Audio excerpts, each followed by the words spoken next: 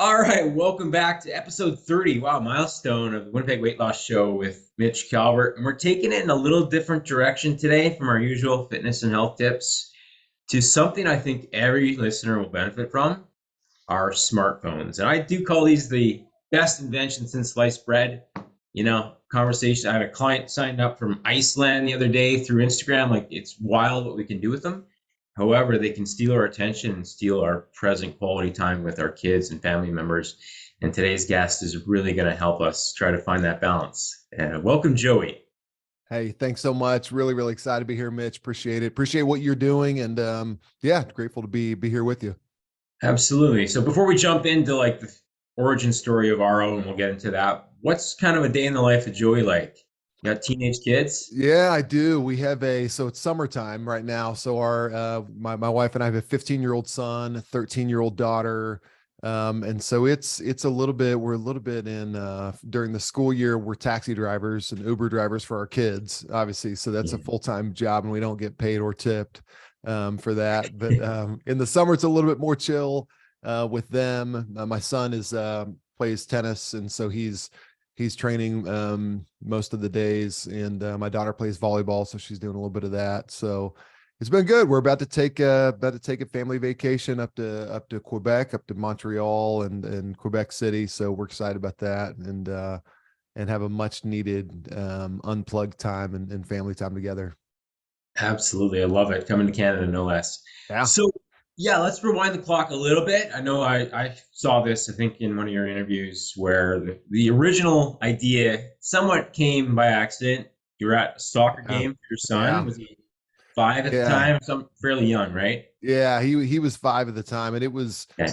yeah, the idea came from failure, which most good ideas come from that. So he was 5. Yeah, Harrison is my son. He was 5 and was playing his first soccer season and was yet to score a goal. He was the last kid on the team to score a goal. So this one Saturday afternoon arises, and he's standing on the field. You kind of think back in almost like a cinematic terms and cue the dramatic music, and he rears back his leg and kicks a soccer ball into the back of the net and scores his first goal. And the crowd goes wild. You know how those teams are. That everybody knows who the kid who's not scored is. And so when he scores, it was a big deal. Everybody's going wild. But Harrison, like any 5-year-old boy would do, he turns immediately to the sidelines for this moment with me, to see the look of pride on my face, to lock eyes with him. But Mitch, I totally missed that moment. Because I was looking down at my phone. And what's interesting about that story, as I've reflected on it, is I have no idea what I was looking at. It was a mind, but I know exactly what I missed, but I have no idea what I was looking at. It was just another, escape from the moment, or feeling a little bit bored, or Harrison never scores, so why do I watch? It's just 5-year-olds, and whatever the rationalization was, but I missed that moment. And it was a moment that I look back on and think, gosh, who knows how many other moments I've missed that I had no idea about, but I do know that one, and I'm not okay with it. So my co-founder, Heath Wilson, he also struggled with that. He and I didn't even know each other at the time, but he was in the middle of peak of his career. He was about to sell his business, and 45 days into his retirement, he texted me and said, he goes, "Hey, I have a big idea and I want to talk to you about it." So that was years later. That was 4 or 5 years later. And so when he did, it really resonated with me. And I said, okay, let's do something about it. And he was, hooked on work, growing a business, and just had the same experience of his kids calling him out, his wife saying, "Hey, you're here, but you're not fully present." And so both of us, all of this starts, and, as we talk about this, and even going into this conversation, it's probably a good precursor to note that none of this comes from a place of self-righteousness. This is all from experiences that we missed. And we have this goal that other dads and other moms don't have to tell the same stories of regret that we do, and that they can get it better, that they can learn from us, they can learn from our mistakes without having to repeat our mistakes. And again, I think it's also worth, we can get into this a little bit more, I think it's also worth repeating that we also love our smartphones. We think they're great. They add so much to our lives. You mentioned, getting a client from Iceland. These things do amazing things in our lives. They add so much to our lives, but we think they are additive in every area except for relationships. 100%. Yeah. I mean, my daughter started soccer this year, 5 years old, and Yeah. the sidelines are rampant with cell phone usage. And at times they're just picking flowers out there. They're not necessarily having these big milestones, but they look over there.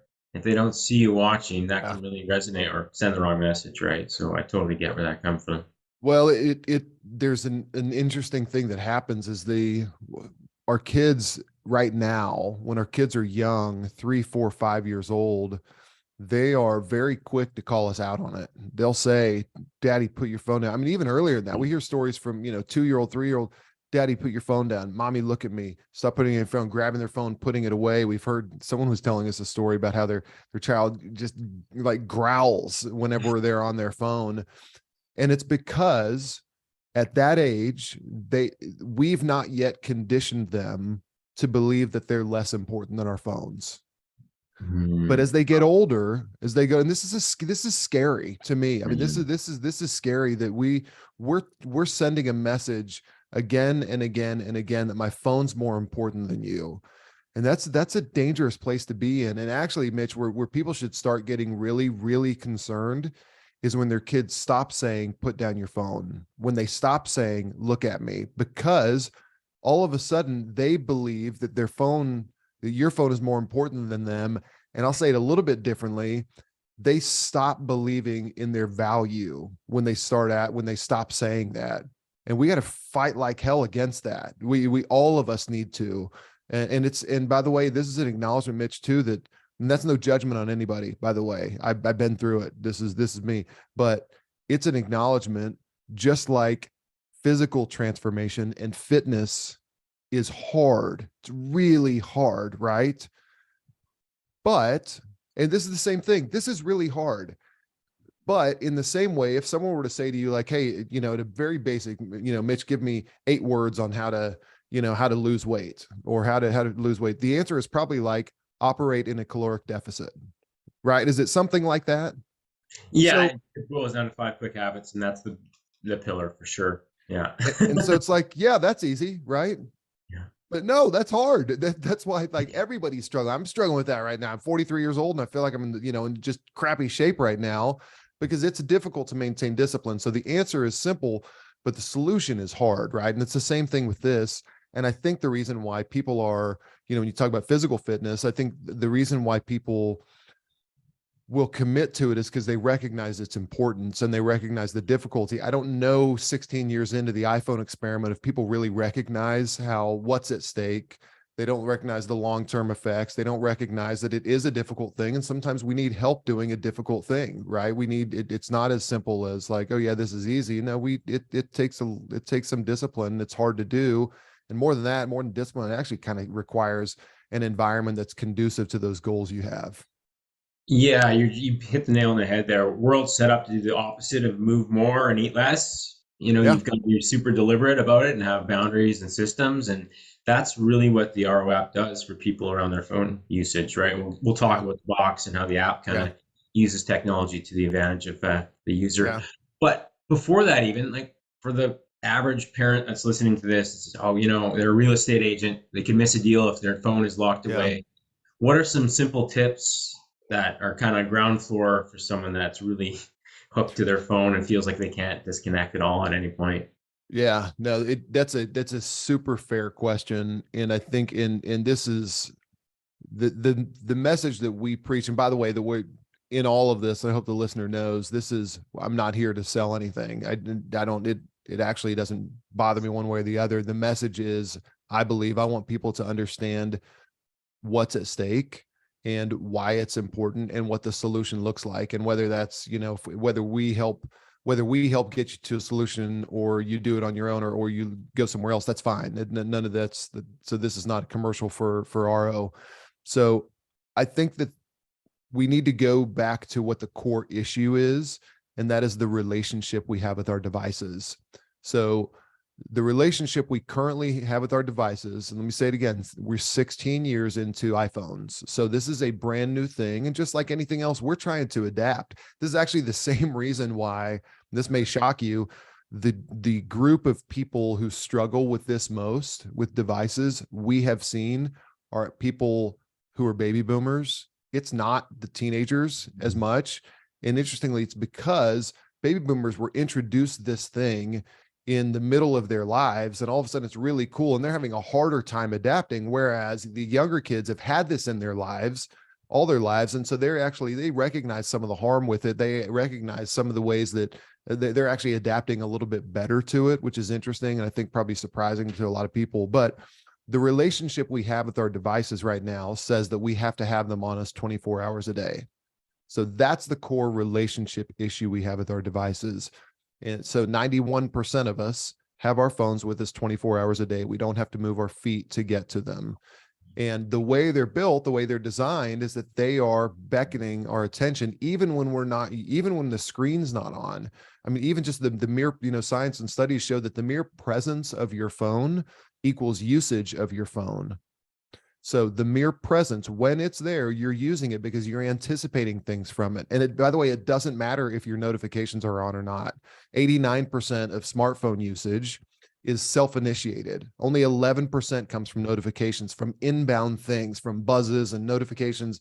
None of that. It's all self-initiated on our parts, which kind of makes sense. And in fact, they say that when you silence your notifications, interestingly enough, you're going to use your phone more if it's with you, because you don't have a buzz to tell you that something just came in. You're thinking in your mind, like, well, did something what's happening there while I can't hear it? So this is the relationship we have. And we really do have a level of powerlessness over it, if it's with us. And that's the key distinction, if it's with us.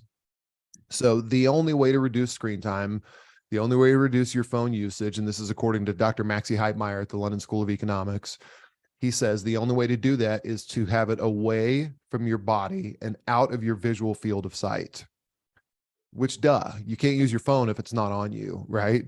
Mm-hmm. And so, but that's a muscle, and I'll qualify this also, for the vast majority of us, 95% plus of us, we are not addicted to our phones.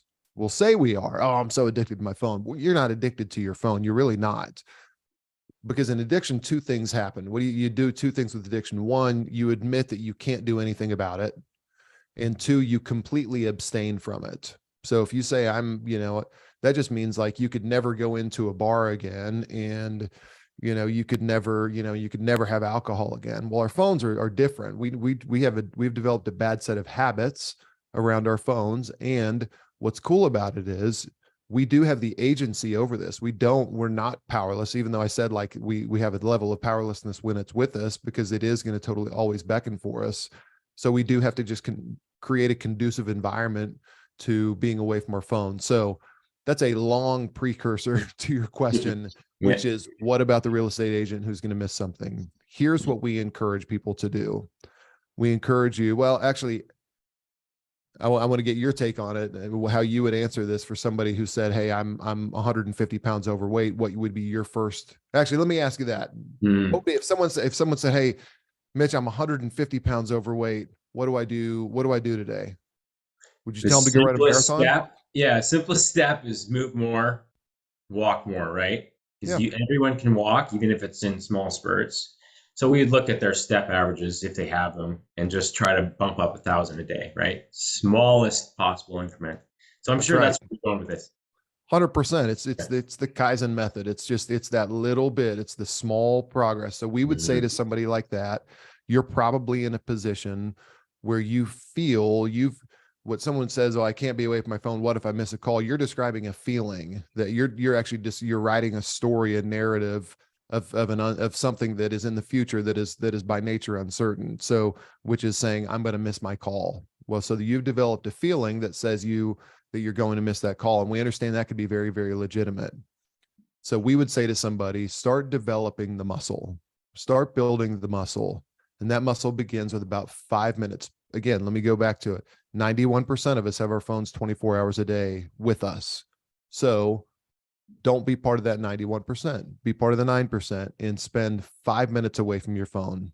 And that's it. And do it maybe even in a time where you're going to go get in the shower. Instead of bringing it up in the bathroom with you, just leave it downstairs. You're just going up to shower and come back. So Mhm. develop that feeling of comfort of being away from your phone for a few minutes. Or even better, hey, we're going to have family dinner. I'm going to put my phone away just during family dinner. That's it. And go and scurry back to it when family dinner's over. That's okay. But Mhm. start developing that muscle towards it, because that's what we're not talking about as an impractical lifestyle. We're not asking somebody to go aim for a digital detox, a 30-day digital detox, a 7-day digital detox, a 24-hour digital detox. That may come as a result down the road, but it has to begin. You have to view this from a lifetime continuum and say, okay, I'm going to develop the muscle that gets me away from my phone for a few minutes every day. And something magical happens there, by the way. And when Yeah. I do this, and this is what I would also encourage people to do, is tell the people around them that they're doing it, because there's a really powerful message that happens when you do that. If you and I were at lunch, and I said, and you said, hey man, how you doing? Hey Mitch, first, do you mind if I put my phone in my backpack? I want to be here with you. What I've just done is I've bestowed value on you. I've just said to you that 8 billion people in the world can theoretically reach me on my phone. And during this lunch, you're more important than every single one of them.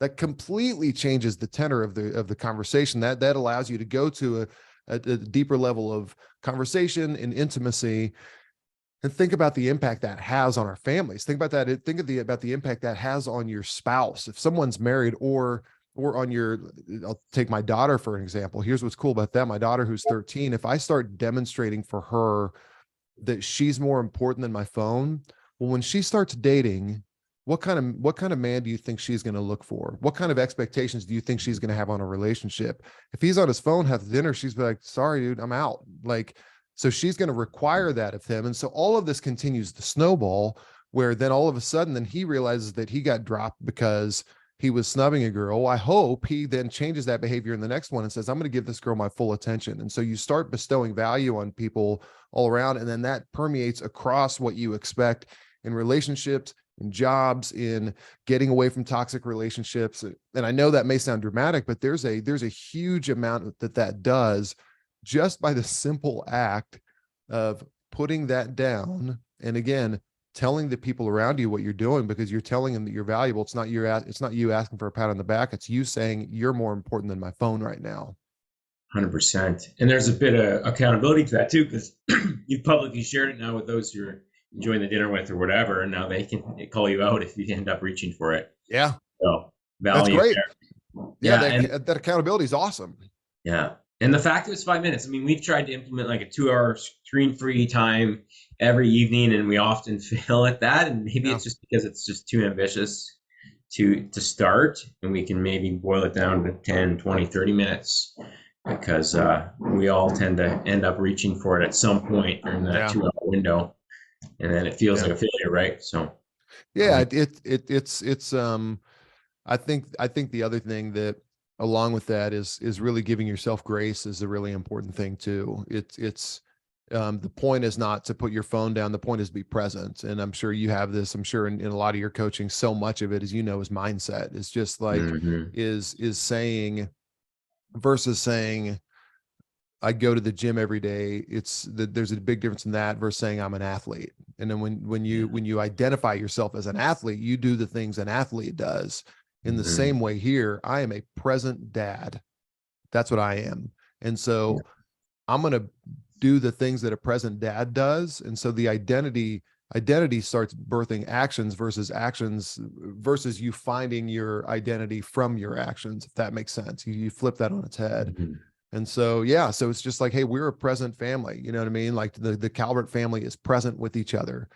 That makes a really, really big difference. And then knowing like, yeah, I didn't hit my 2 hours, or if it's lower, but again, it's building a muscle. I can't right now get under 285 on the bench. You know what I mean? Yeah. So I can actually get under it. I just can't get my arms above. So, Yeah. you know what I mean? No, like huge. Yeah, we always, that's where we focus our attention first, is we tend to act in alignment with who we believe we are. So that Yeah. identity shift has to happen. You sort of have to fake it till you make it initially Yeah. and start to develop those. habits because people are disciplined coming in. They're just disciplined in the wrong choices. So now it's a matter of, That's interesting. becoming disciplined in the right choices. And that often starts with that identity Yeah. shift to start to identify as a person that is fitness by nature. And you start to do these things a lot easier. So that's huge. Absolutely. So let's kind of dive into a bit to how the app and the box works, because I think that's important. I mean, all these devices are, people in labs designed to get our attention.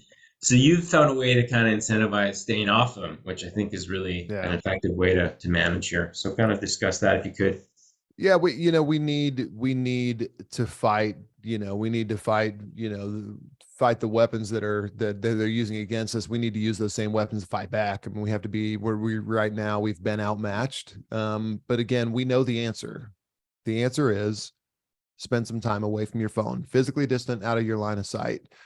But along with that, it's not like we all it's not like we need another drawer. It's not like we need another box. We have a place right now. And so what we lack is a system. What we lack is a trusted system to do that. So what we looked in the market, we said, okay, yes, we need to put our phones away, but that's a hard thing to do. So what's a way that we can do that? Well, just like anything else, we have to gamify the experience of being away from our phone. So RO is a platform that pairs an app that will give you nudges and give you the attaboys and pat you on the back for spending time away from your phone. We pair that with a physical device, a smart box. It's beautiful. It's wife approved. It's wife designed, place where you put your phone. And the moment you put your phone in the RO box, it automatically connects to the app and starts calculating, quantifying the amount of time you're away from your phone.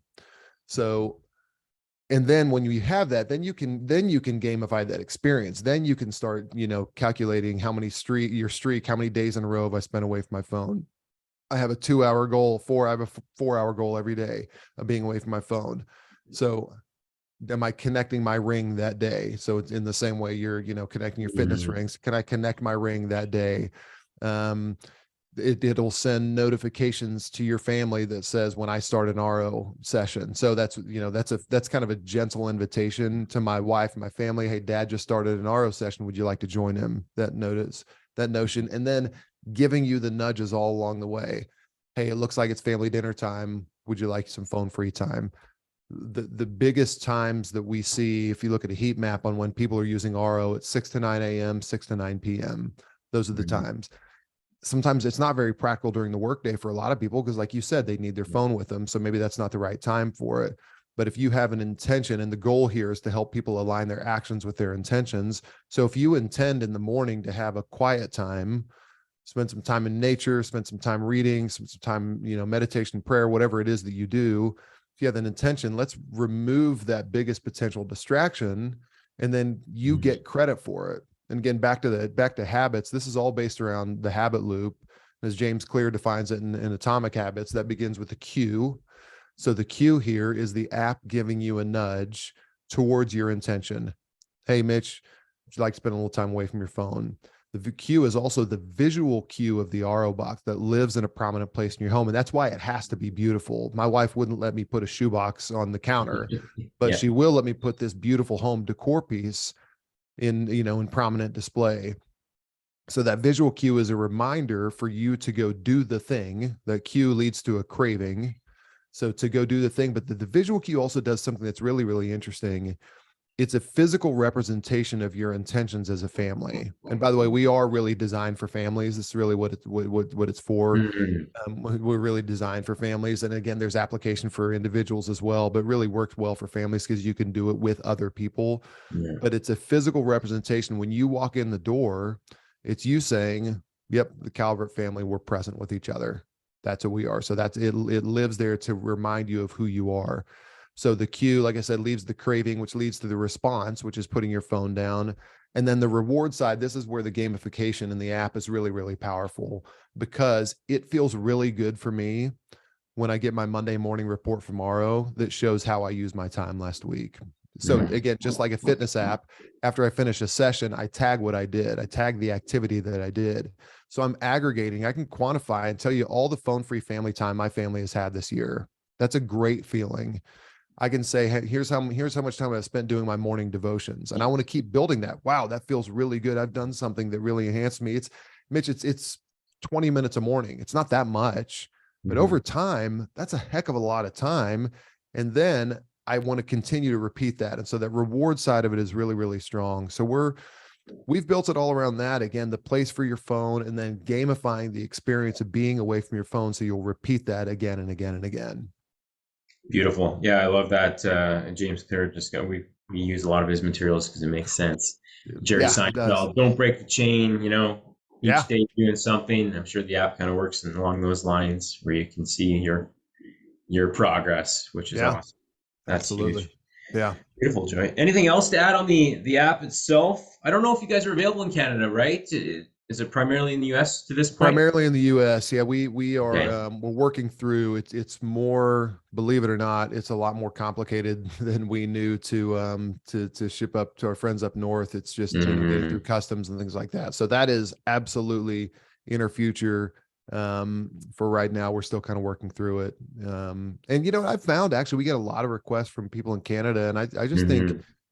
I could be wrong here. I think people in Canada are just more self-aware than their friends in the South. They seem to recognize this as like as being something they would like to work on. I mean, we had a bunch of obviously in the US, but we just get so many inbound requests from Canada. It just seems like there's a pretty high level of self-awareness of, hey, this is something my family could use. So I love that about it. And we're working in earnest to make sure we can deliver up there.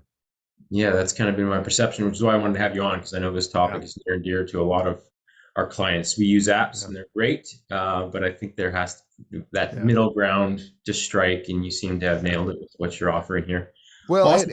Yeah, sorry, go ahead. and I guess the thing I would add to that is, this is the most hopeful opportunity any of us have as parents. If you parents, or if you're in a relationship, this is the best opportunity, the greatest opportunity you have to show the people around you that they're important, and to even for yourself to show that you're important, you value yourself. So even if you don't have an RO, if you don't have RO, and again, I'm not here to push RO, I'm here to push a message that this is the greatest thing you could do today. And anybody listening right now, go put it in a drawer.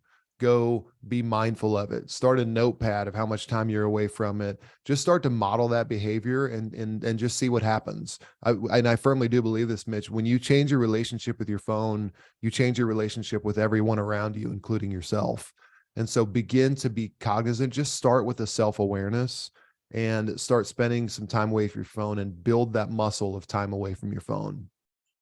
Beautiful. Yeah, I know. I think I read a stat on your website that, 75% of your time with your kids happens before the age of 12, those formative years. You don't want to blink and miss it because you've Yeah. been on your phone too much. So I think Yeah. that's really the message here, and Yeah. hopefully that's resonating with people. Where can our listeners find you? Certainly to Yeah. follow along until the launch in Canada. A lot of our listeners are in the Yeah. States, and nonetheless, in the meantime. I would say probably the best start is to follow us on Instagram, which I know, ironically, I'm telling you, spend time away from your phone, and I'm saying follow us on Instagram. But it's good education, tips, tricks, inspirations. Instagram handle is at go ro now. It's ro is spelled aro, at go ro now. You can certainly check out our website, goro.com. So yeah, either one of those would be great, and we'd love to engage with you as well. Shoot us a DM on Instagram to connect, anything like that. Love it, Joey. I really appreciate your time. Really insightful stuff today. Good Thanks, stuff, brother. stats thrown out. So appreciate it. Appreciate it. Thank you. Talk soon.